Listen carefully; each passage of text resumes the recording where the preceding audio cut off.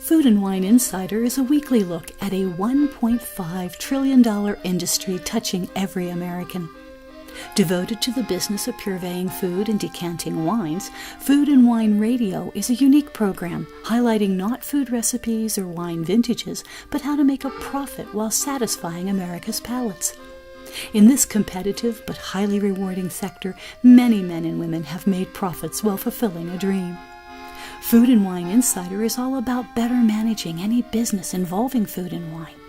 Each week, your co-hosts sit down with successful restaurateurs, food mavens, winery vintners, store owners, food suppliers, and other leaders in the worldwide industry that centers on foodstuff and wine.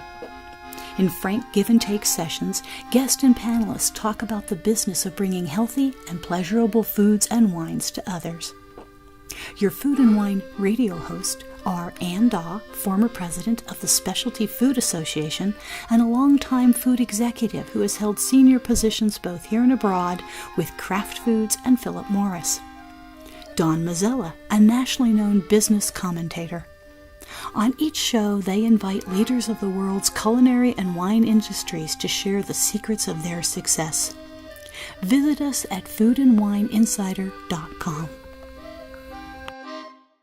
And olive oil has become ubiquitous in America. For some people like Roseanne Ruccello Fischer, providing exceptional olive oil has become a true business. She's here now to talk about her offerings, her path to creating an olive oil company. And by the way, both Ann and I have sampled her olive oil, and it is outstanding. Well, Roseanne, welcome to the program. Thank you very much. I'm happy to be here. Roseanne, I'm going to ask you one question, then turn it over to Ann. I noticed from our correspondence that you're one of those people that has two jobs at the same time. Is that the case? Yes, I do work in the corporate world in healthcare, and I wanted to do something that was fun and different and preparing myself for the next phase of my life when I decide to retire.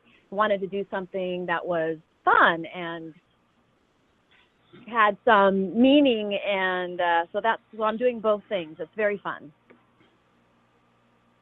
Well, so Roseanne Ruccello Fischer has a passion for premium olive oil, and she's turned that passion into a vocation.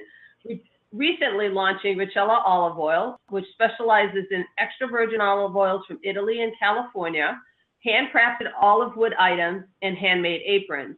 So Roseanne, welcome to Food and Wine Insider. It's great to have you on the show. Oh, thank you very much. I'm happy to be here.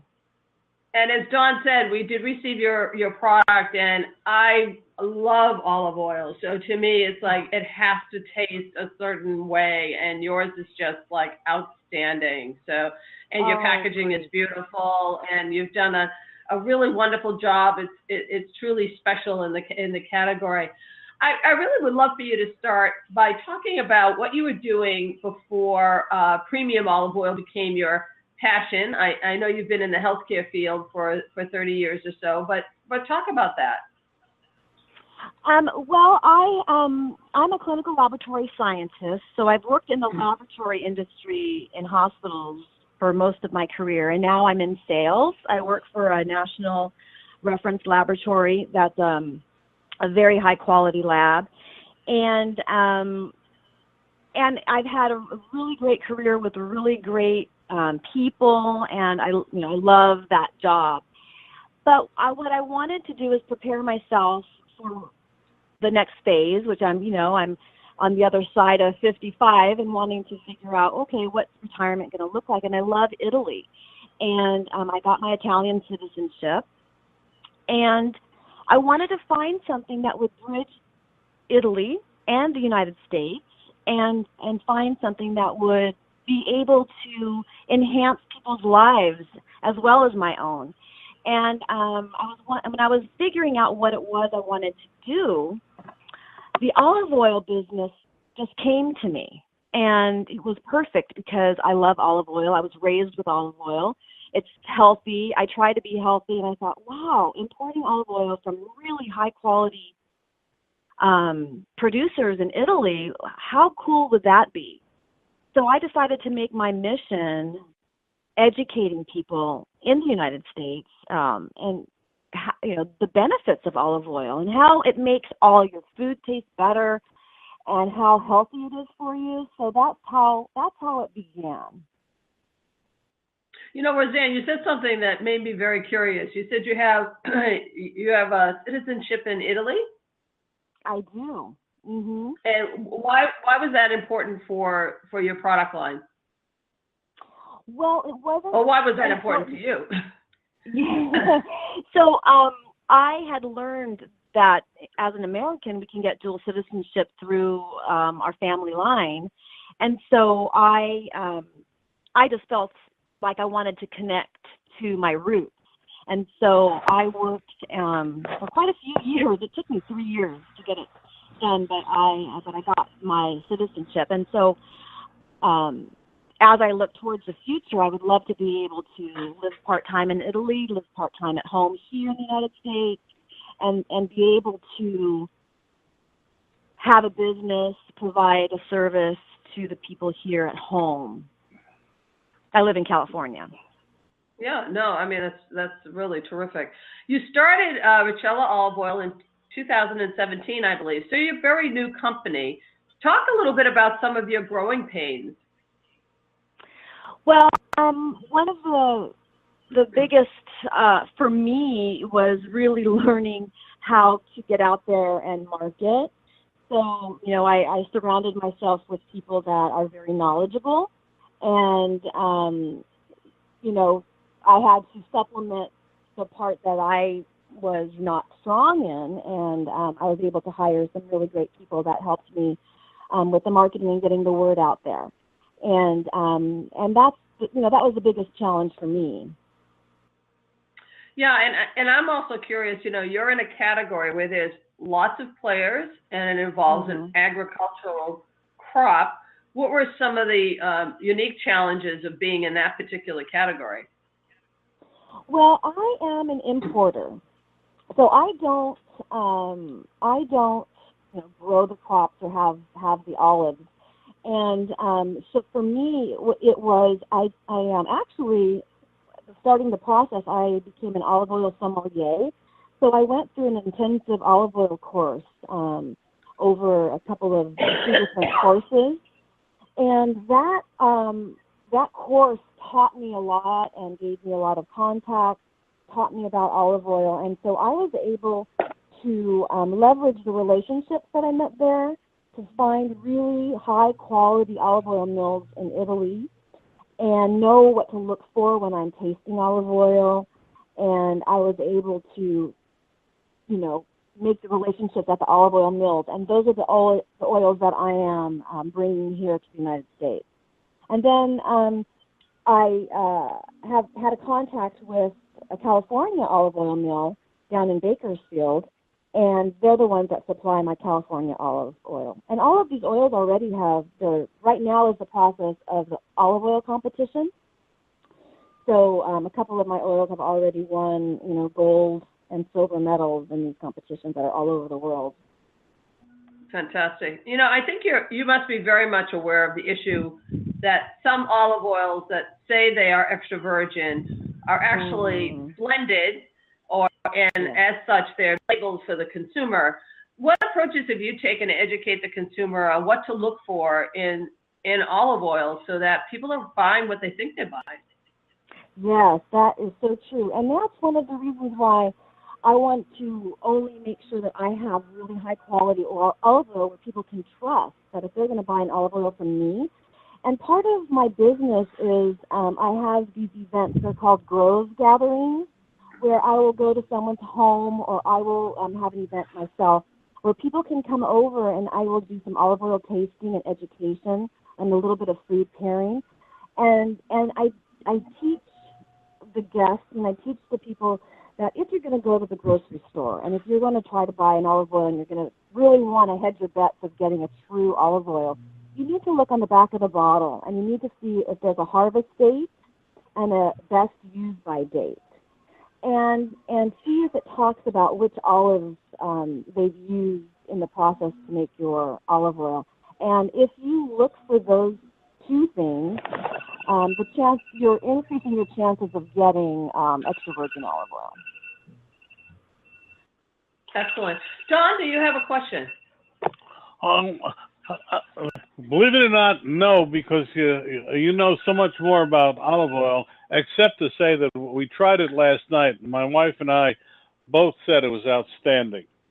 What I'd like you to do is describe what makes your olive oil so special, and let's start with your packaging. So what I've decided to do is not brand the olive oil under my brand. So the packaging, the olive oil packaging, is done at the olive oil mills.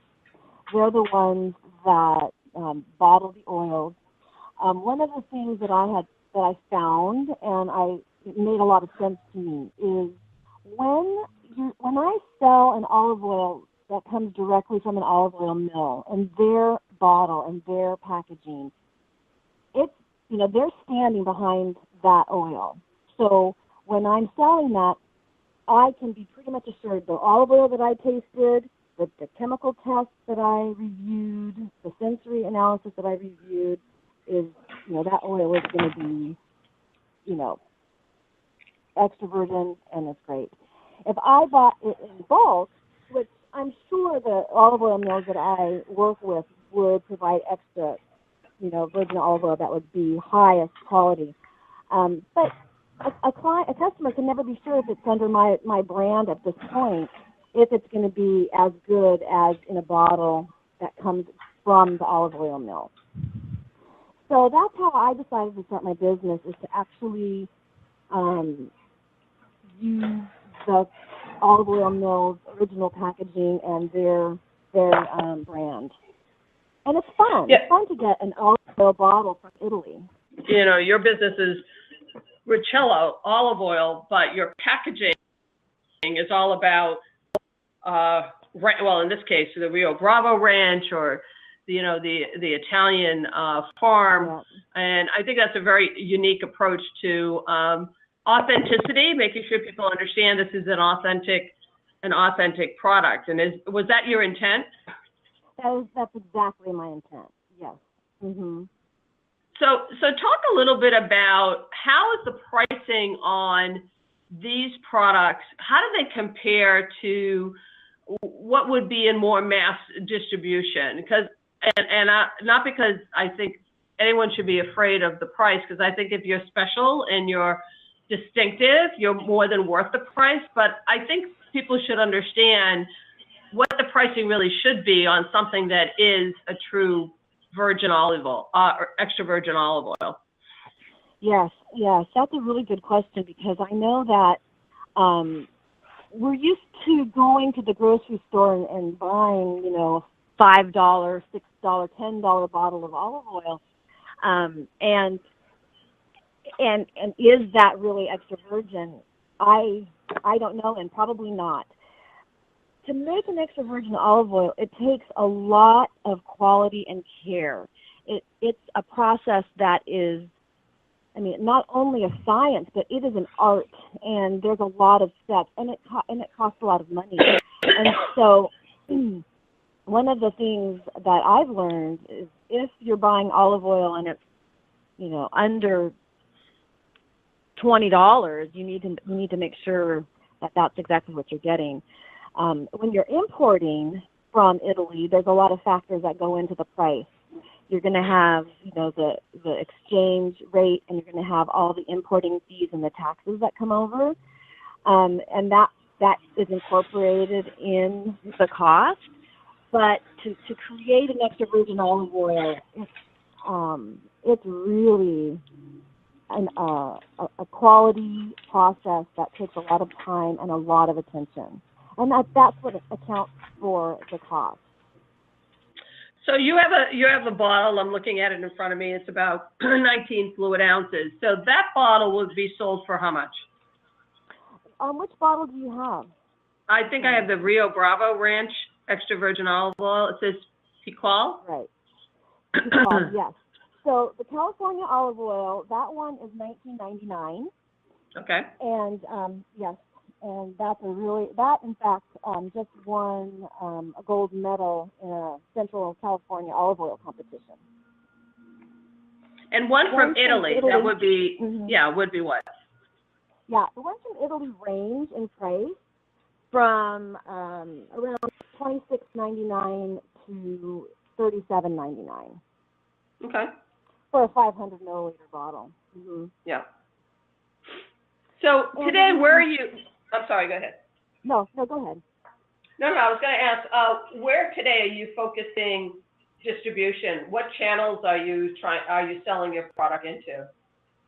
So right now I am online. I have an online marketplace, and in the Grove gatherings where I have those events, I sell my olive oil there as well. I do not have a brick and mortar store at this time, and I'm working with a restaurant to have olive oil on their tables.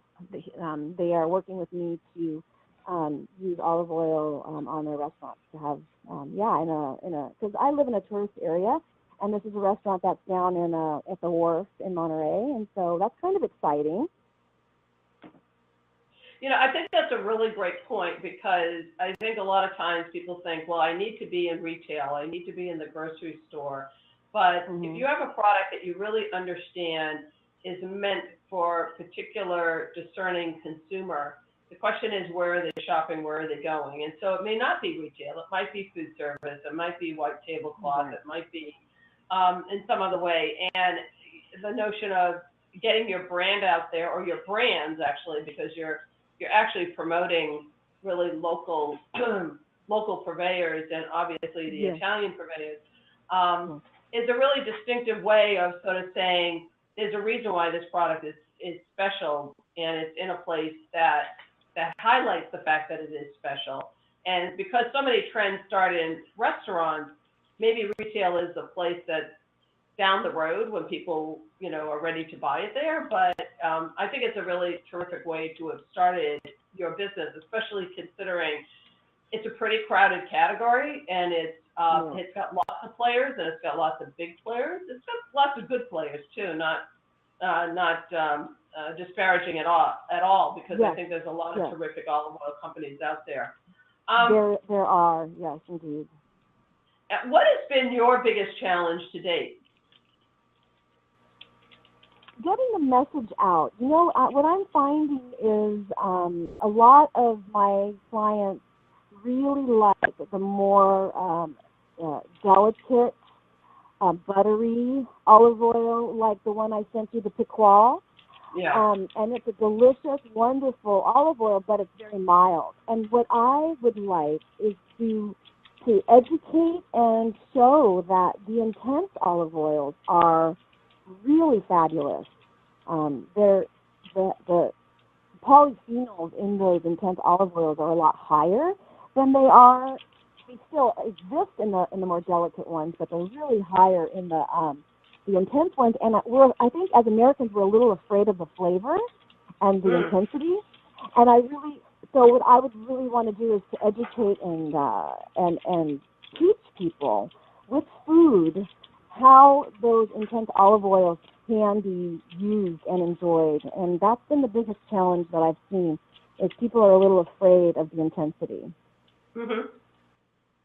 But if they understood it better in terms of how it enhances the flavor of a particular type of food, then maybe they would understand it better. And it would, because it's funny, there's a lot of intense flavors in the U.S. It's kind of funny that they don't see it necessarily for olive oil. Exactly. And that's the whole point of the Grove Gathering, is part of my mission is to educate. And so that's how the Grove Gathering idea started. Mm-hmm. What has been your proudest moment to date? Well, I'm really proud of the fact that I've been able to move the dial on this business to get it started. I think when you have an idea and a fantasy of what we want for our future, how we see our future, you need to just step into it and just do it. And I'm pretty proud of myself for actually creating this and getting it going and seeing my vision actually come to life. I mean, that's kind of amazing. Mm-hmm. Do you ever see yourself actually having a brand under your name? Maybe. In fact, because I've heard from my customers that they really want balsamic vinegars, I'm going to be, I'm in the process of evaluating some vinegars, and that will be under my brand. And I'm not going to discount the idea of finding a really great olive oil and putting it under my brand. Mm-hmm. I just don't know how that's going to look at this time, but it's a consideration. Now, before 2017, when you started, what were you doing to prepare? Because I'm wondering how long it took you to get to the place where, your introduction. How much time and preparation did it take before you actually launched? Yeah, it took, I would say, over a year. Mm-hmm. So what happened is I knew I wanted to start a business, and I knew I wanted to do something that would take me into retirement that would be fun and adventurous. But I just didn't quite know what it was. But I really was serious about wanting to do it. So I hired a coach. And I worked with that coach for, a while. And before I went to Italy, we had worked on some assignments. And when I went there, that's the time where I was open and I was able to, I met this man, and we kind of had this relationship with this man who owned a little coffee shop in Italy. And he brought up the olive oil business to me. Like, I want to import olive oil to the United States. And I'm like, oh my gosh, that sounds so wonderful. So that's how the door opened for me. Even though I'm not working with him, and that didn't really work out, he's the one who opened the doors of the olive oil business. And so once I had that in my mind, and after there's a lot of ups and downs between that point and the point where I decided to start Ruccello Olive Oil, it was a learning process. I'm very much focused on making sure that I know what I'm doing. So I took courses. I did the olive oil sommelier class before I started, and so before I got it really going. And so that's how it started, with a lot of preparation and learning. And so is there anything that you would say you would, if you had to do it over again, you would? The only thing, what I know now is the process of importing. it was an interesting process, and I've learned a lot from it. And so now that I know what I know, I would be more prepared with my timeline. But other than that, everything worked out perfectly.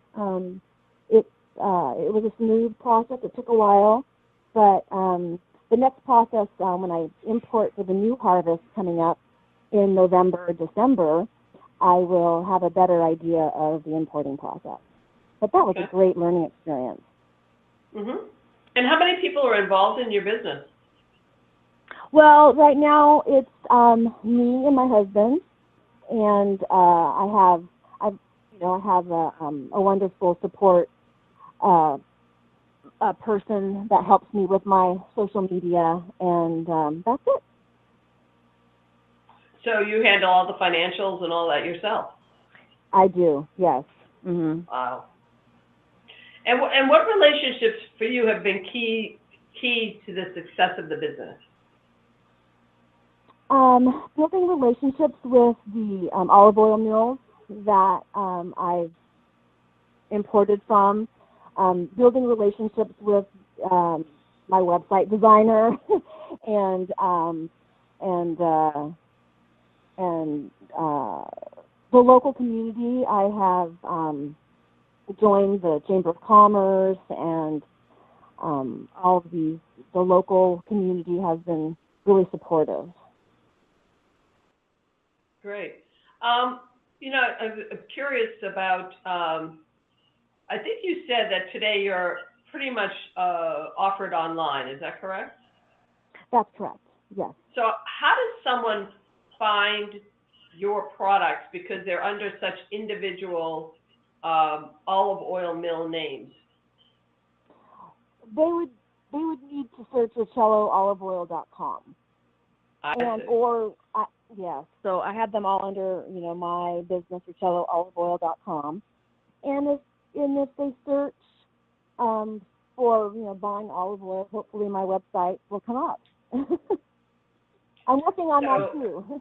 Yeah, I mean, in terms of the website, I would think you, just in terms of search engine optimization, that you're making sure there's keywords that get you sort of a first page of being noticed, because I think it would be hard to find you if you didn't know the name of your company. Yes. So I'm working on that. Yeah, excellent. If you had the opportunity to give advice to another budding entrepreneur, someone who did what you did for 30 years and then said, my next act is to do this, what advice would you give them? Oh, I would say don't give in to the fear. Just leap and the net will catch you. And that was really my motto, because it can be scary to think, I'm doing all of this, and is it going to be worth it? And it is worth it. And you just need to take action and create it. And I think that's the best advice, because I believe there are many people that want to do things, but they are afraid to step into it because of failure, and then they'll never move forward.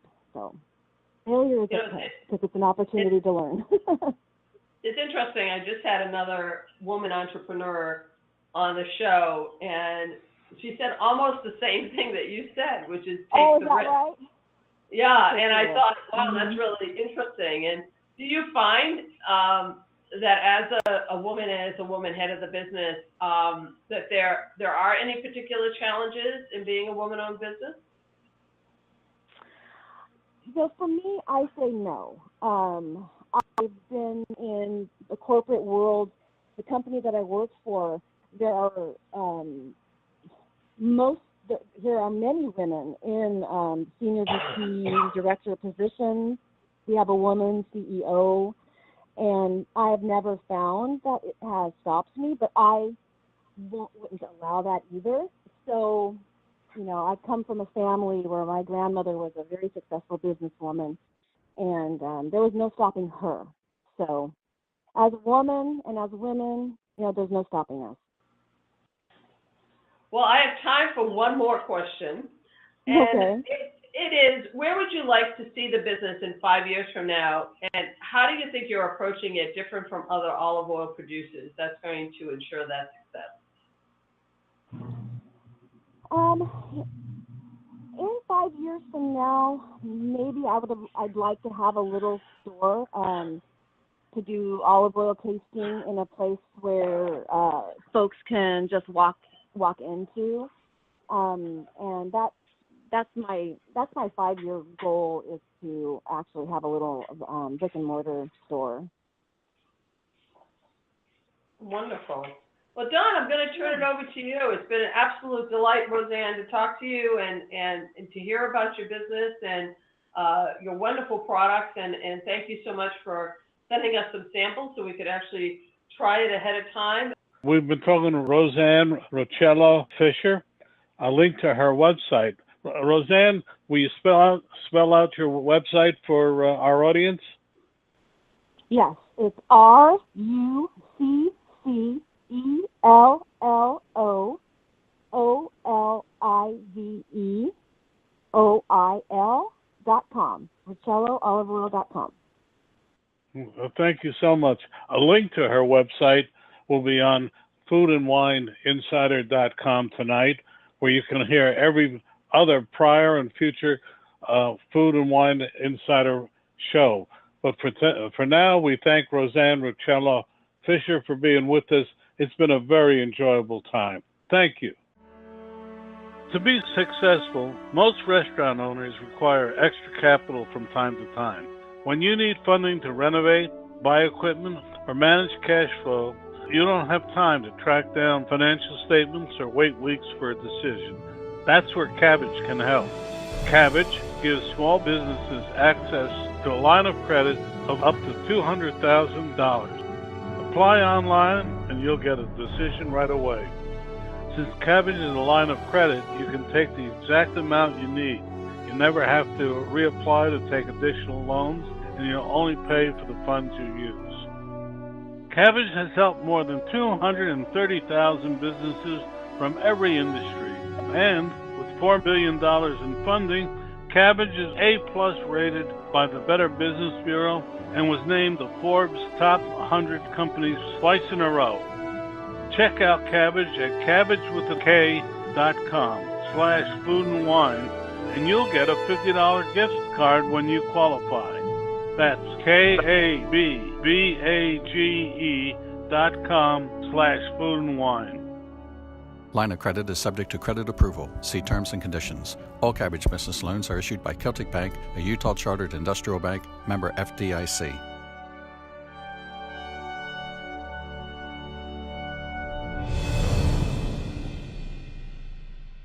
Want to know more about health savings accounts for your company or yourself? Go to 2hsa.com and get a free employer's primer. Health savings accounts are a cost-effective way of offering health care benefits to your employees and yourself.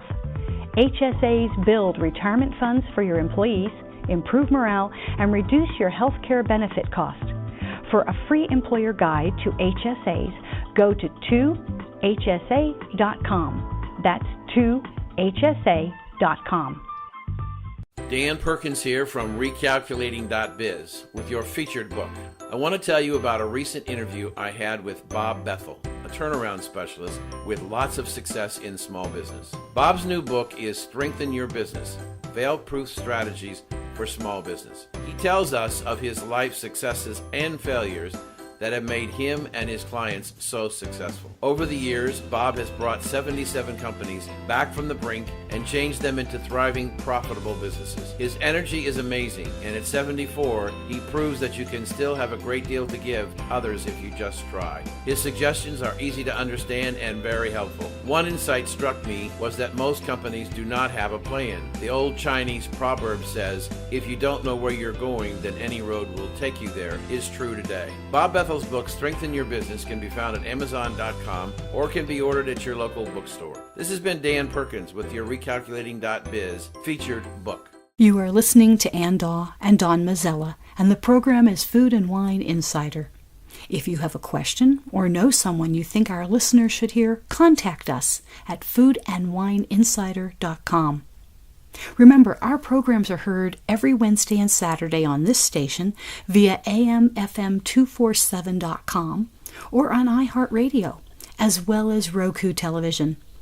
You can listen to past shows at foodandwineinsider.com. And Jenny Hernstad is a native South African who has created in her LA Smash venue, amongst other things, chocolate pinatas, a hit for every occasion. That's one of the reasons we invited her on the program. Jenny, welcome to the program. Thank you so much for having me. I'm going to ask one question, which is tell us a little bit about your story, your company, and then I'm turning it over to Ann.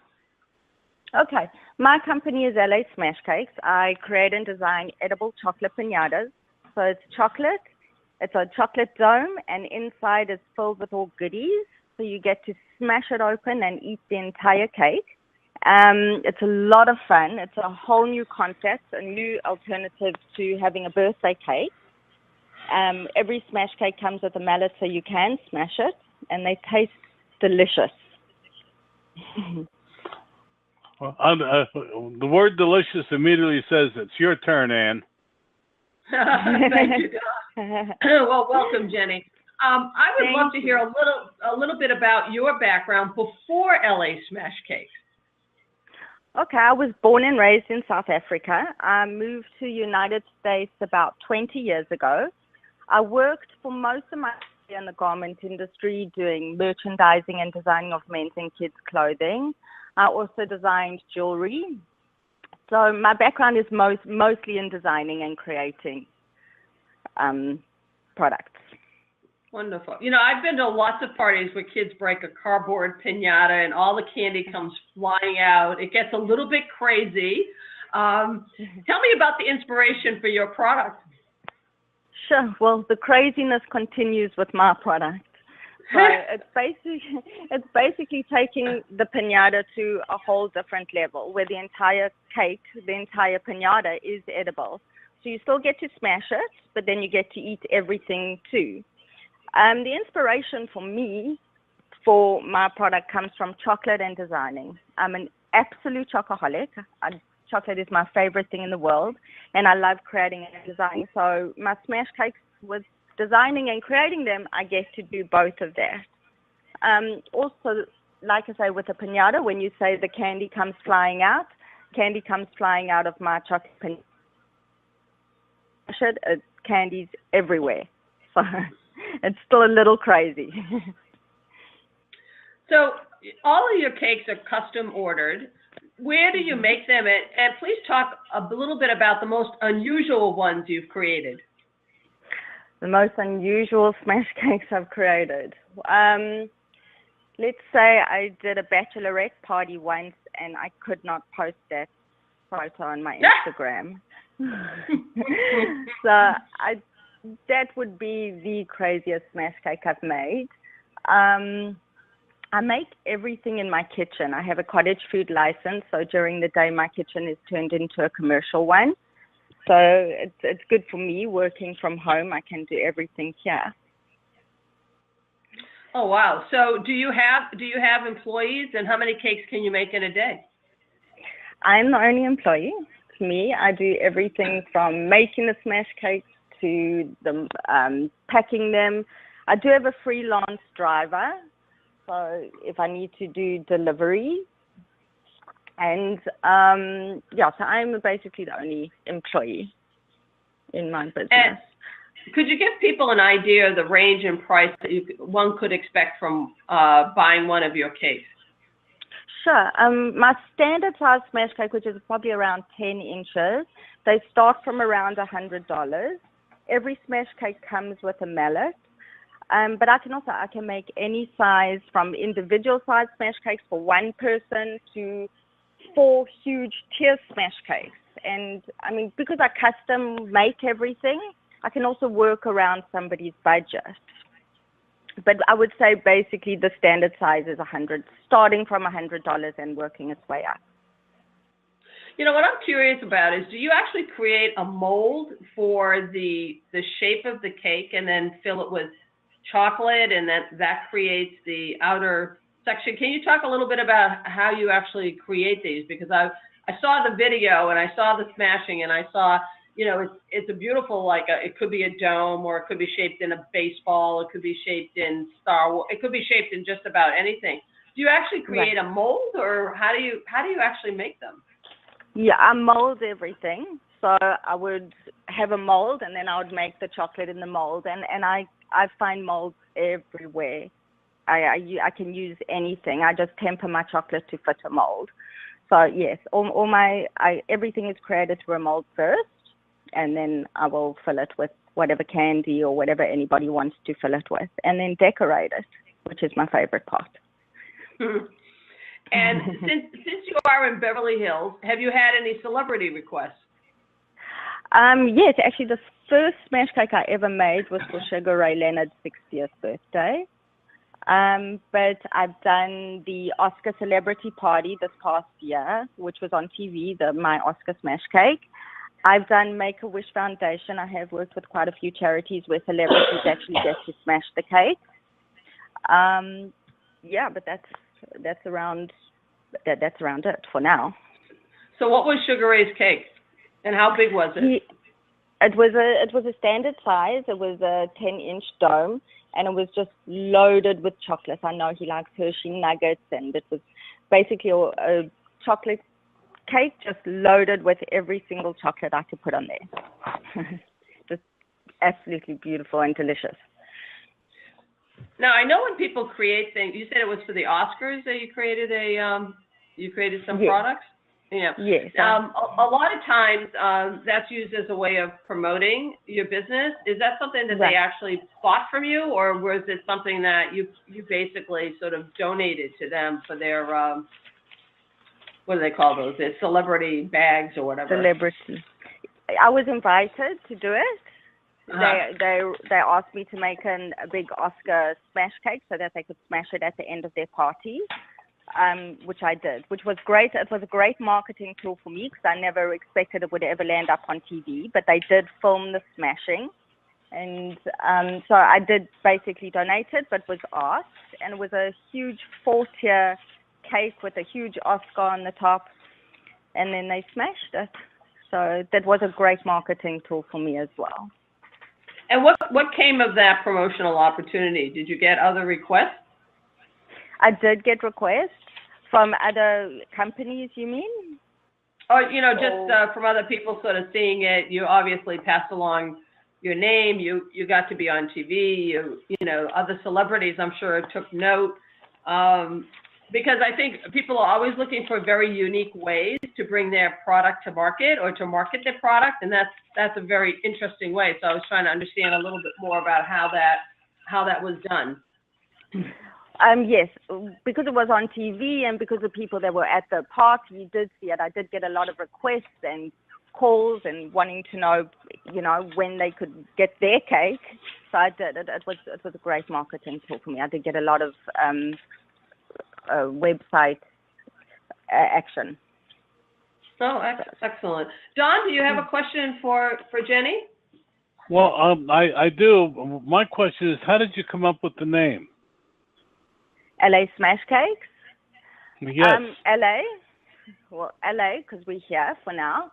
And then to smash the cake, it's basically, I know it's confusing because smash cake in America is like for a 1-year-old, which I didn't really put the two together because I never knew that, not growing up here in South Africa. We don't do the smash cake. So I came up with the name LA Smash Cakes and then realized after that people can get a little confused thinking that it is cake, but it's really not. But that's how I came up with the name. To actually smash the cake is what we have to do. Well, one more question, which is, are your products available outside of LA? Not yet, but we're working on New York and London, and I'm hoping to be there soon. Okay. Back to you, Ann.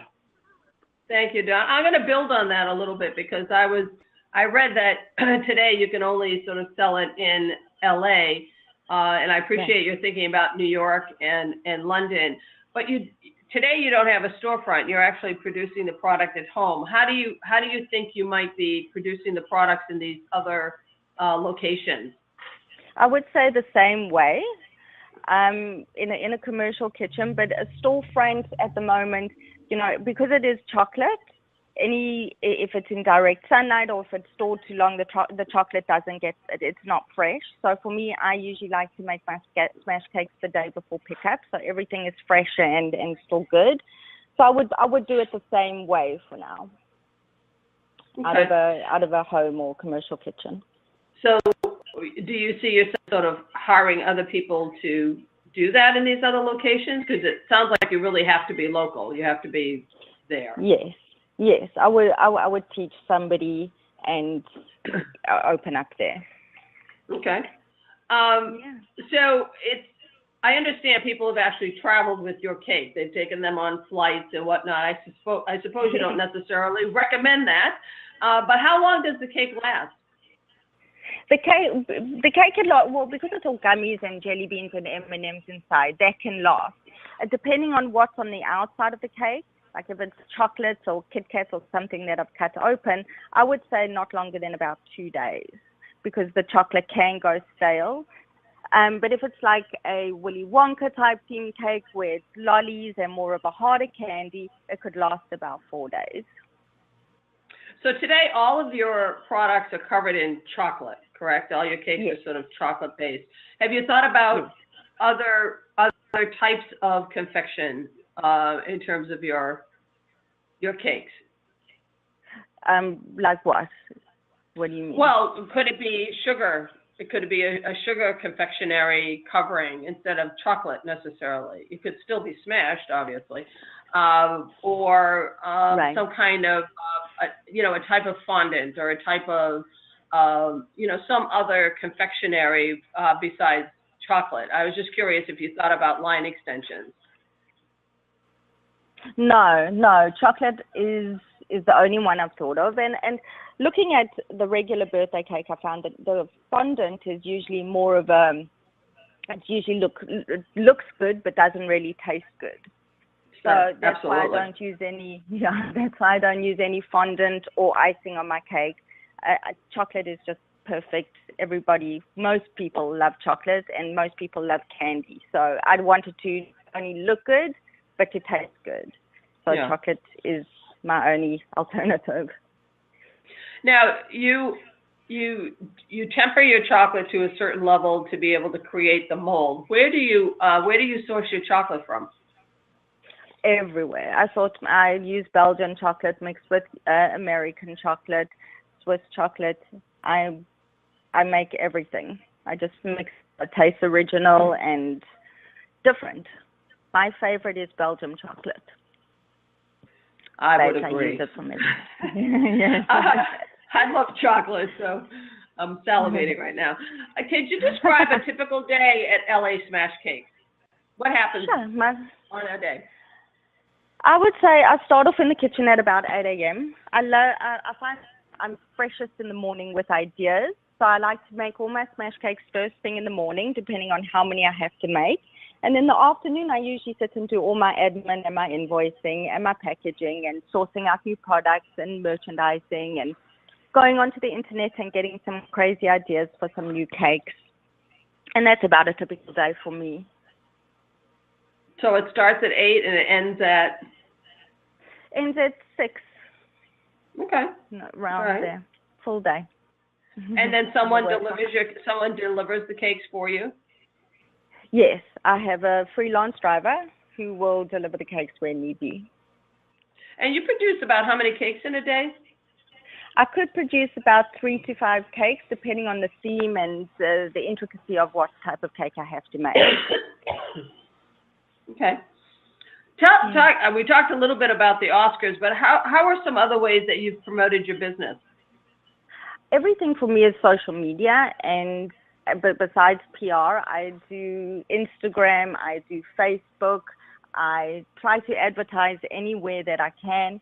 A lot of it is also word of mouth. If somebody saw it at a party, I always leave business cards so, that they can also order.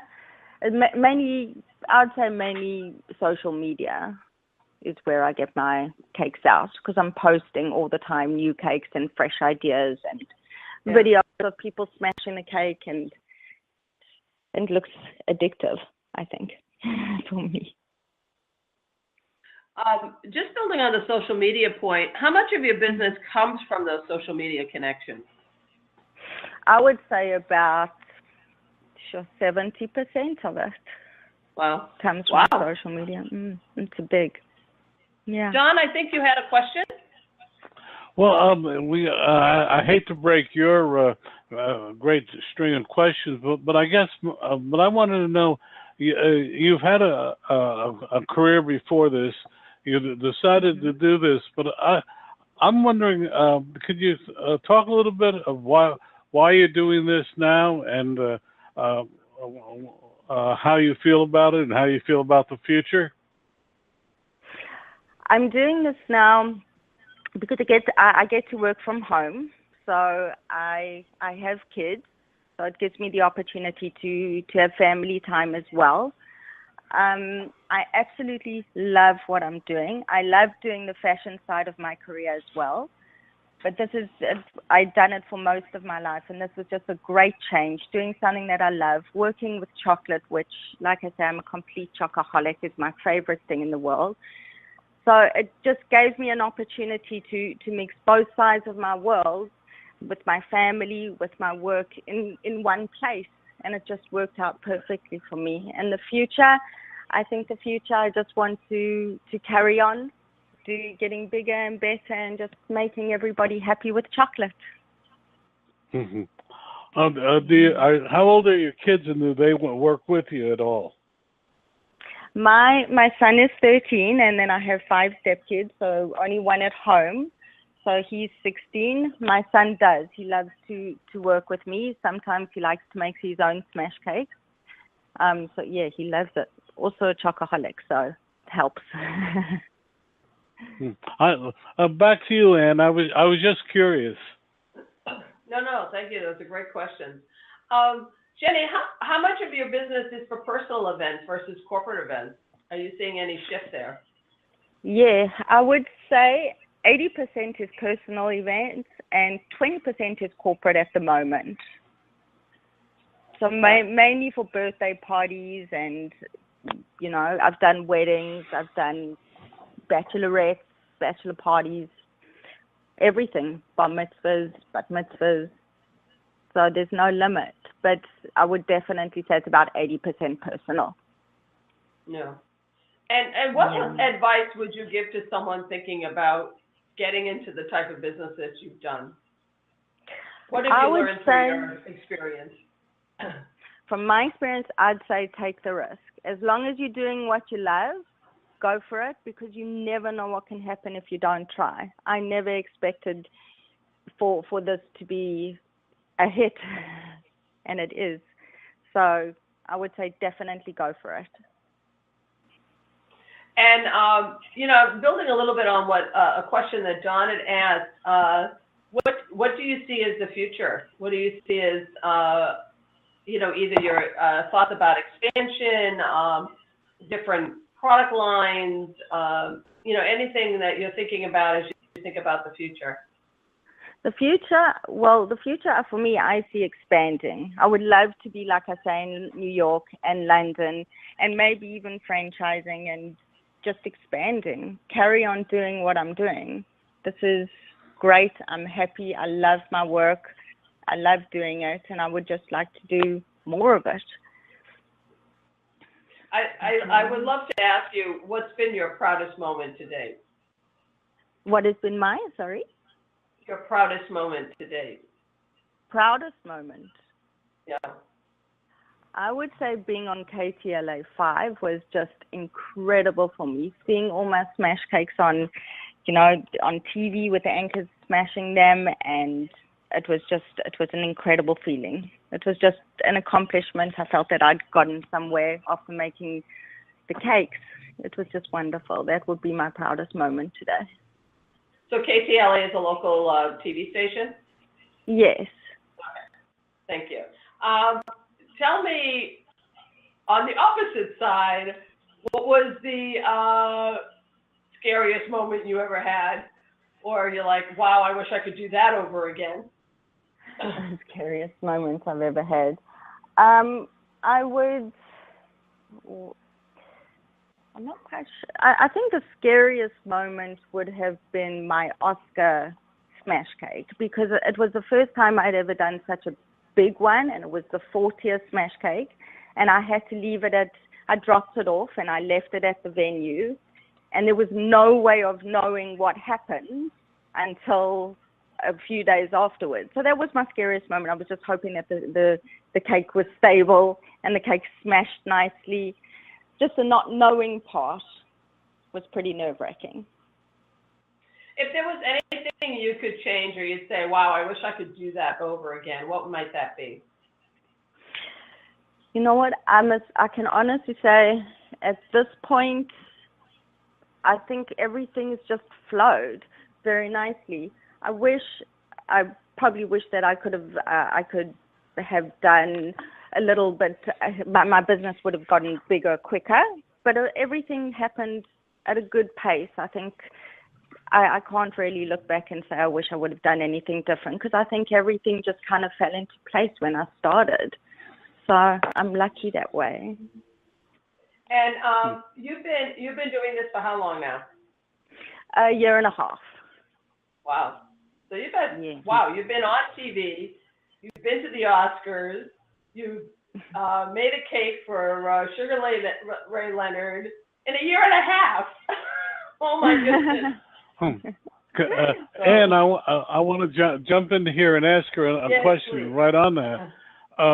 You also hired a PR firm. Why did you do Yes. that, and how did you choose them?